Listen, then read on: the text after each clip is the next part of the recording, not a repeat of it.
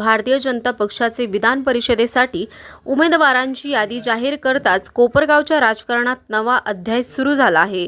या यादीत युवा नेते विवेक कोल्हे यांचा समावेश करण्यात आल्याने कोपरगावला दुसरा आमदार मिळण्याचा मार्ग मोकळा झाला आहे।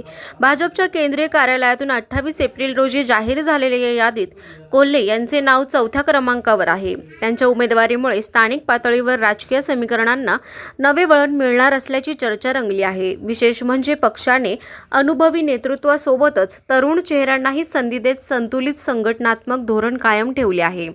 या यादीत सुनील विनायक कर्जतकर, माधवी नाईक, संजय नथुजी भेंडे, विवेक कोल्हे आणि प्रमोद शांताराम जठार या 5 नावांचा समावेश आहे। मागील विधानसभा निवडणुकीत महायुतीच्या धोरणाचा आदर राखत विवेक कोल्हे यांनी निवडणूक न लढवण्याचा निर्णय घेतला होता। त्यावेळी दिलेल्या आश्वासनानुसार आता त्यांना विधान परिषदेसाठी संधी देण्यात आली आहे। सहकार क्षेत्रातील सक्रिय काम, युवकांशी असलेला संपर्क आणि स्थानिक प्रश्नांवर घेतलेली आक्रमक भूमिका यामुळे कोल्हे यांची निवड महत्त्वपूर्ण ठरत आहे। दरम्यान या घोषणेनंतर राज्यातील राजकीय हालचालींना वेग आला असून आगामी निवडणूक आणि त्यानंतरच्या घडामोडींवर सर्वांचे लक्ष केंद्रित झाले आहे।